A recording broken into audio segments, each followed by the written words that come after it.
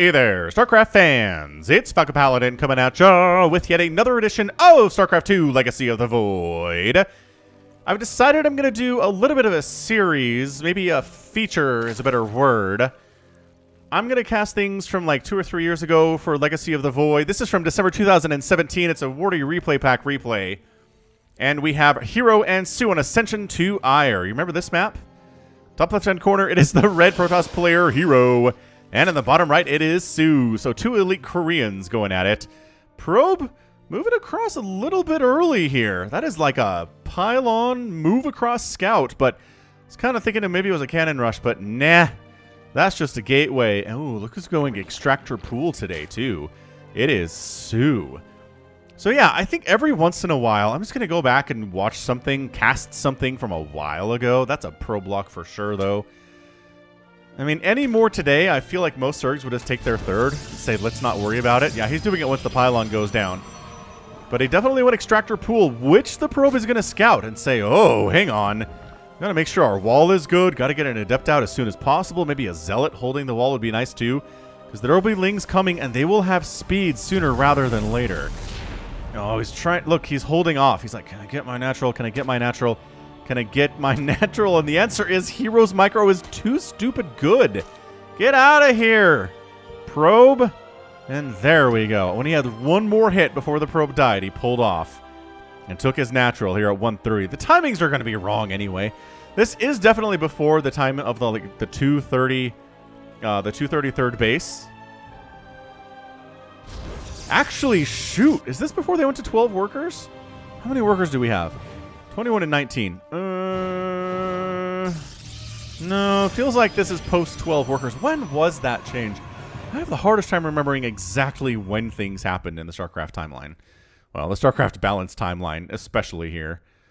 Anyway, is he even going to make any lings? It got scouted. It's not like he sent some lings across and hero's like, oh my goodness, Zerglings. And they have speed. He will not say that. He'll be ready. He's making an adept. He's going to wall the sucker off. Probably get a stalker in behind it. Maybe another adept. Who knows? And then go for a Stargate. Because, hey, Stargate openings have been around for a very, very long time.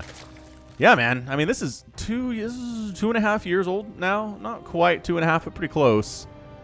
Nevertheless, I mean, this is a time. Remember the last really old Wardy game that I cast? That involved, good golly, what did it involve? Battle cruisers. And they had not the point defense drones, but the repair drones. Remember those? God, small time in StarCraft history. No third base at all here. 2.5 minutes, 3 minutes. Not really saving up for it. Making Zerglings. He wants to be able to deal with this adept. I can't tell if the timings are different because the meta changed or because soO went for an extractor pool opening. I'm trying to figure this out. So the adept does end up seeing an evolution chamber and a hatchery that's not a lair and no roach warren. With +1, this is, yeah, it's got to be +1 Zerglings. This is crazy from soO. I kind of really love it. Meanwhile, Oracle on the way from the Stargate, because what else are you going to do versus a Zerg player in 2017? This Oracle's name is Hyling. Big furry furball stuffed into an Oracle. Attention, keep it away from water puddles of any size. It's the tamer pet from Black Desert, if someone needs the picture. Also, the pet disappears if you come in contact with water, no matter how shallow it is. So, I mean, that's got to be a take on gremlins, right? What was his name? Gizmo, the good gremlin, and then there are the bad gremlins, and they were called gremlins. But if you fed if you fed Gizmo after midnight or got him wet, he would spawn all these evil gremlins that would cause major problems and like kill people and stuff. So that's got to be a take on that, right? A furry, fuzzy furball that disappears when it comes in contact with water. I feel like that's what it is. Anyway, Oracle cruising on in. Third base now coming up for soO at about 4 minutes. Which, again, late. But I think that was just the times. Twilight Council on the way. Robotics Facility 2 from herO. And the Oracle dealing with queens. Yeah, this isn't like 5 queens, is it? Yeah, this is definitely meta differences. Oh, double Oracle. Is this pre the Oracle nerf? Is this like... Oh my gosh. Is this like has Oracles? They're not going to fight 3 queens regardless. So they're going to get the heck on out of there. But third base not saturated. 42 to 38 workers right now. And yeah, everyone's just kind of getting ramped up. That's a lot of gateways. And that is charge. And that is a robotics facility. Is he going to go for a zealot charge all-in right now? That is definitely something that was more popular when Zealots did damage on attack, which doesn't seem that long ago, but if I look at it, it was probably like a year ago now. But but yeah, man, once Zealots, they gave them a really nice speed upgrade, which makes them good for other reasons, but they're really bad at all-ins. We haven't seen that since that change happened. But the damage, the 8 damage on impact of charge was really fantastic. But yeah, at this stage, that looks like what we're doing. That's a warp prison for sure, obviously. Going a bunch of warp gates here off at 2 bases. The Oracle's trying to keep soO's attention elsewhere so he doesn't recognize what's coming. A Hydralisk Den coming in. Oh. If you knew what was coming, you'd probably make a Roach Warren instead, because Roach is packed into little tight spaces, so the Zealots can't get a surround on them is the answer to this. I don't know that Hydralisks are the answer to this, to be honest with you. That said, oh, the Zerglings found it. The Zerglings found the massive Zealot Warp-In with some Adept support. That charge is done in 3 seconds. And here they come. The Oracle's still trying to get stuff done. The Queen's saying, no, you're not allowed. We're going to stab you in the face until you get out of here. 6 Hydras and a bunch of Lings in production. But these guys are mean. I don't know if soO can save his 3rd base here. I'm looking at it. The Oracles are trying to kill a bunch of the Zerglings. The Zealots are hacking to pieces anything that show up. The Hydras can't really stand. Warp Prism getting focused by the Queens and does go down. Okay, so further Warp-Ins are not going to happen. This might actually be what holds it. Is losing the Warp Prism. Additional Warp-Ins not possible, but Queen Hydra Ling is enough to shove these Zealots back regardless. They're going to try to hack as many of those Zealots down as they can, but again, they're forced to retreat. I have not seen this skin in some time. Has the Purifier skin fallen out of favor for Protoss players? I kind of have always loved it. The little 2 blades there.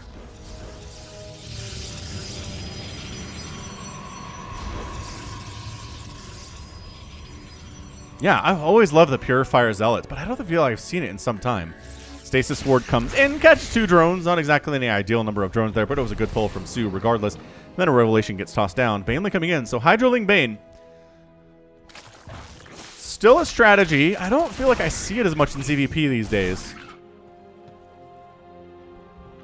Storm on the way, recognizing, okay, there are Hydralisks and there are Zerglings. There have got to be Banelings too, so we know what this is.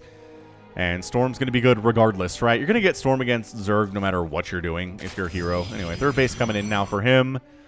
Working on a muscular Oh, hang on. Is this the time it was 1 upgrade? If he goes for spines after this, we'll know. Oh, it is called Muscular Augments. Okay, so it is split out. Excellent. We're keeping track of that. Going to go for a bit of a Storm drop here. There are 4 High Templar in that Warp Prism. Storm is coming in, not for a bit of time. So the Warp Prism will be hanging out for some time. It's a little bit dangerous to be on this side of the map, to be honest. Like, soO could maybe find this and kill it with some Hydras if he knew it was there. Losing 4 High Templar and a Warp Prism to Hydras in that situation would be incredibly demoralizing for herO. Immortals in production. Again, if your Immortals can soak up the Baneling hits, then that's a good thing. Archons too.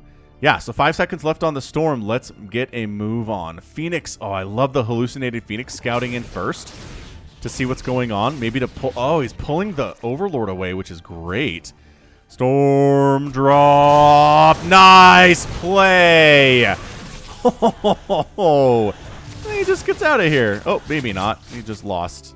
Oh, God. Hydra damage versus the Warp Prism. So incredible. Stay in the dead airspace. 15 drones in that Storm drop. That was gorgeous. That's a recall.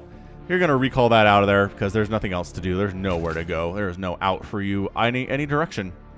And that was intentional. Baneling's going for a bit of a Baneling bust on that wall, but... Oh, and then the Lings come through. But Force Fields are great, and Storm and Zealots are really good too, and herO just shuts that down. So herO playing a really nice game. Oh, he's got the snub-nosed Immortals too. Beautiful, beautiful stuff. But the Lingbane Hydra is happening. It's 64 to 59 workers. herO on 3 bases. soO on 3 bases, soon to be 4. But again, only on 59 workers right now after losing the 15 and having to replace them with Larva and with additional resources. It's rough stuff right now from soO. He's not in a good position. herO looking pretty strong.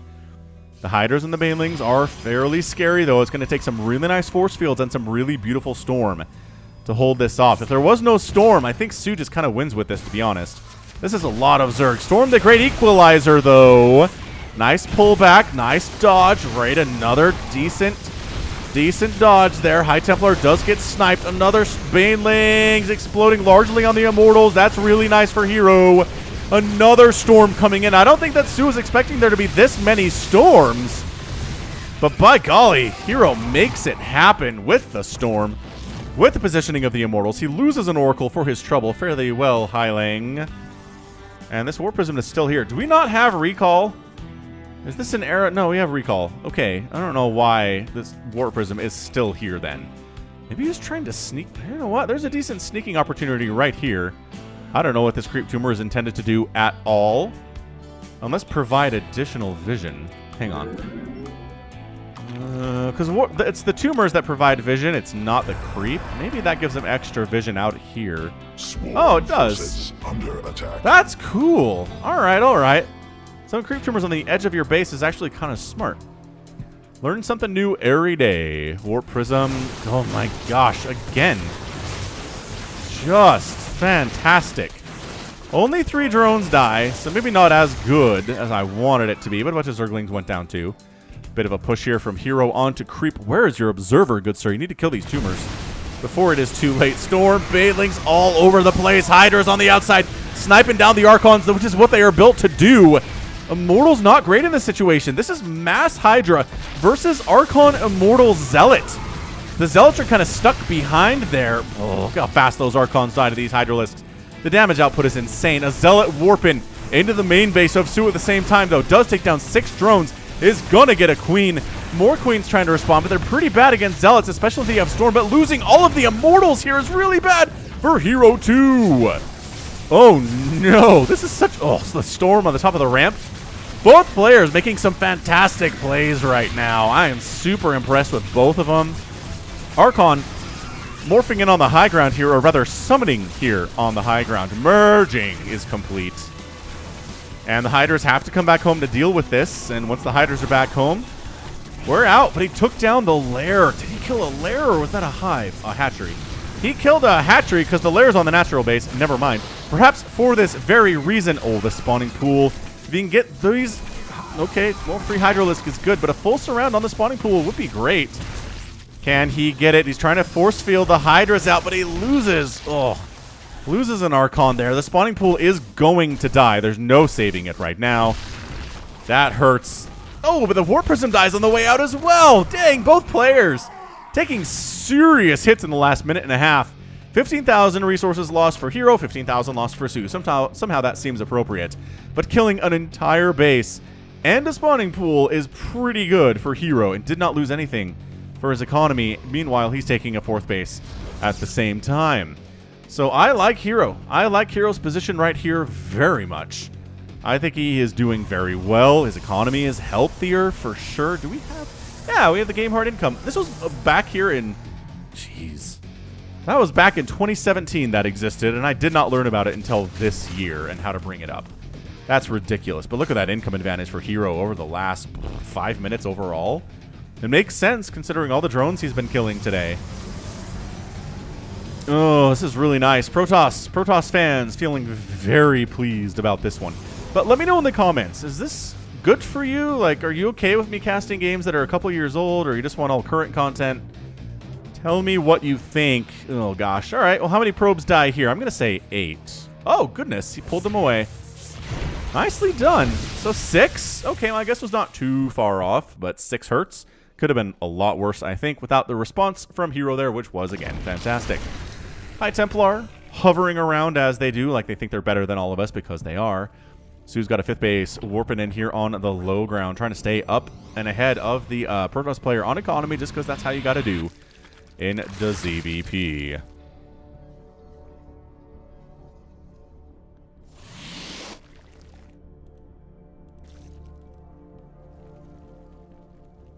Also, if you have any requests for particular games you want me to cast, maybe you saw something earlier between 2 players. The restrictions here are I don't get GSL replays, but anything that's not GSL, I can usually get access to. The new ESL stuff, for sure. The old WCS stuff, when that was a thing, for sure. Home Story Cup, yeah. Nation Wars, yeah. Things like that. But anything GSL I can't do, which is unfortunate. But yeah, let me know. Comments, particular players you'd like to see, or just particular matchups you want to see featuring a player like I want to see soO in a ZVT. I can try to make that happen. Yeah, that storm, though, best spell in the game, according to Laughing Games, by the way. My co-caster for Africa World Events. Which, by the way, we got 1,000 consecutive viewers over there for our last Africa World event, which did feature innovation, to be fair. It was kind of ridiculous. We got innovation. We do get him fairly often, but it was nice. But, yeah, every couple of weeks we do one of those. It's an Africa World event. It features 4 players. It's 2 best-of-5s and a best-of-7 final. And it is usually straight-up all Korean players. It's amazing. Or sometimes we get Rainer get involved there. Again, these are, like, finalists for BlizzCon that were getting involved here. And again, 1,000 people watching last time, just a week ago. So check that out. Just africatv.com, africatv.com, spelled like it sounds, /LaughinGames, LaughinGames with a Z. I'll put a link to it in the description, or if you ask me to put it in there, I'll put it in there and maybe respond to your comment directly. Seriously, though, come check it out. It's growing. It's growing a lot. It's really exciting for me to be able to cast live StarCraft 2. It's fantastic. So it's Zealots down this way, Zealots up at the 3rd base, an engagement with a lot of Storm over at hero's attempt at a 4th base. So much Storm, though. Holy crap, all of them. All of the Storms are here. All the Banelings are dying, largely to Storm. They might... Okay, I think they caught a High Templar there. They got an Immortal. More Banelings keep pouring in, though.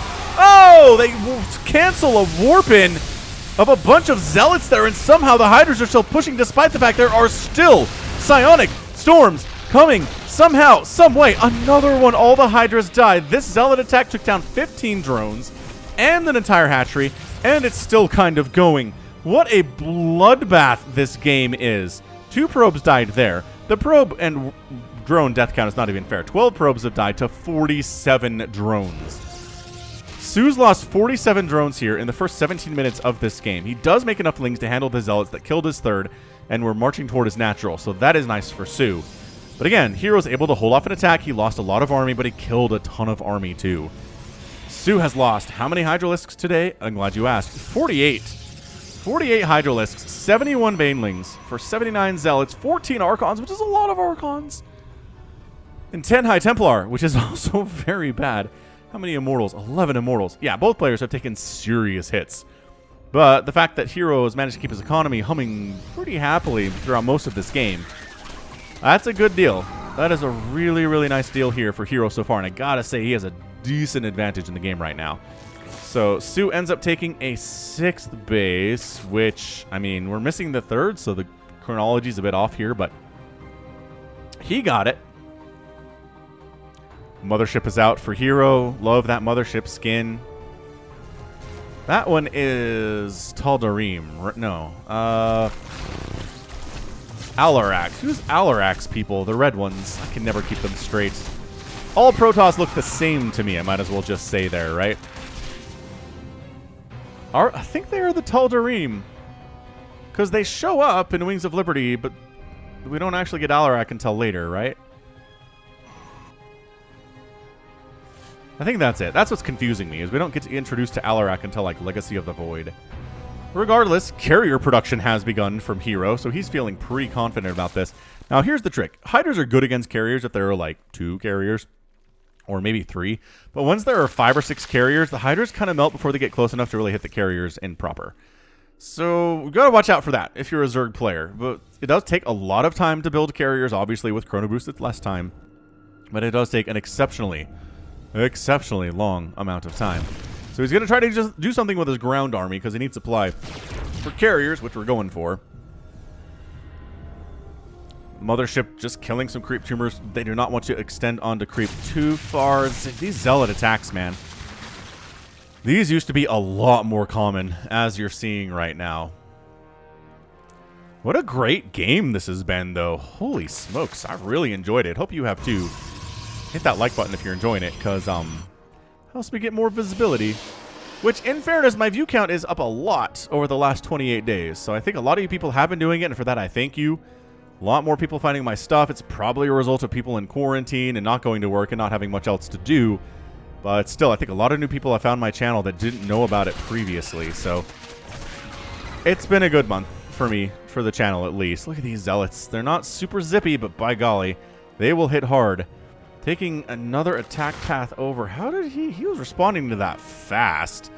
He must have seen it with his Overlord, caught a glimpse of it, because this is a lot of Zerglings, and that's exactly what he needs to handle this many Zealots.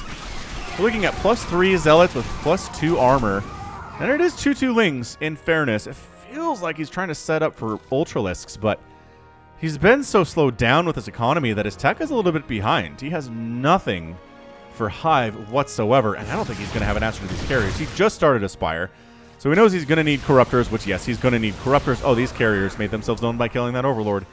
Okie doke. So soO's like, all right, maybe if we engage before there's a critical number of carriers, we can get something done, but there's already 6.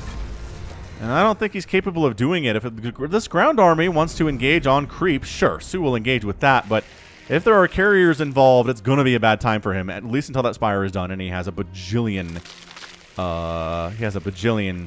Corruptors.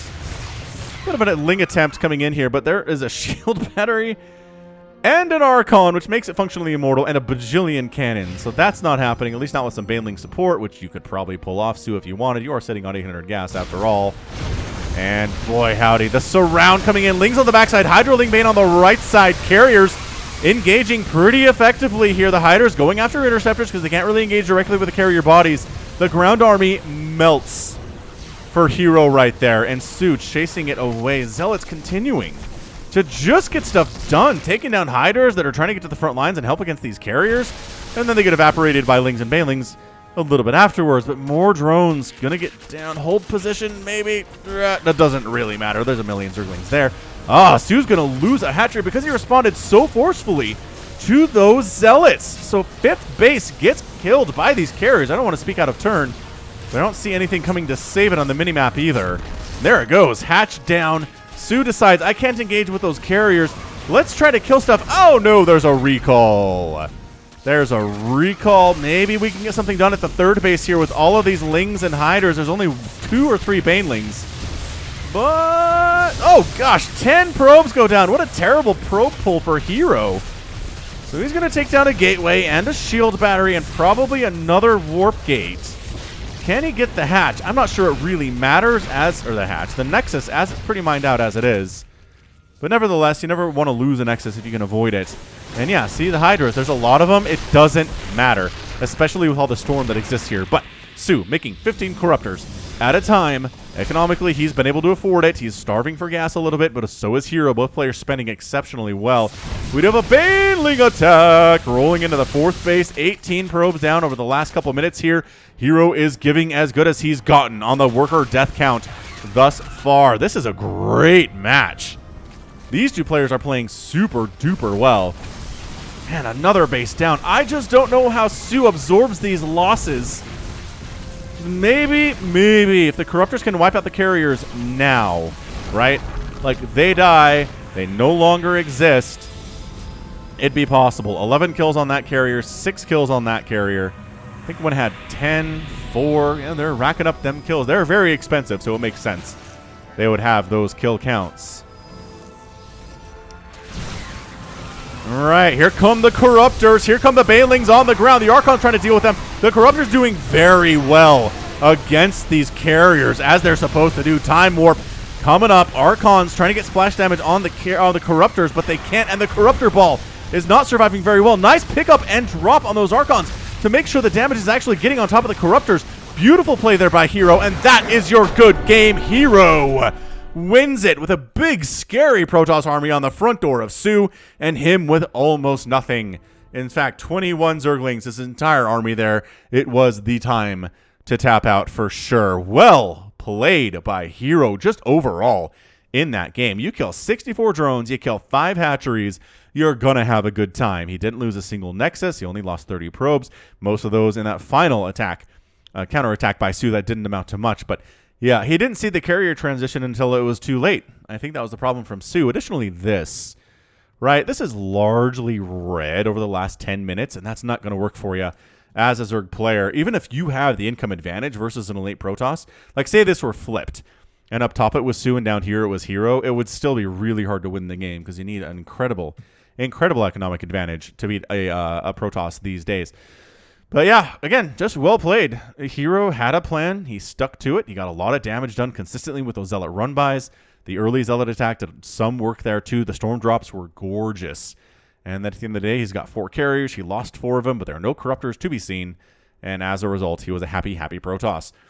So that was a lot of fun, but that's going to be it from me. So this has been Falcon Paladin coming at ya with yet another edition of StarCraft 2 Legacy of the Void. Go ahead, hit that like button, hit that subscribe if you like what you saw and what you heard today.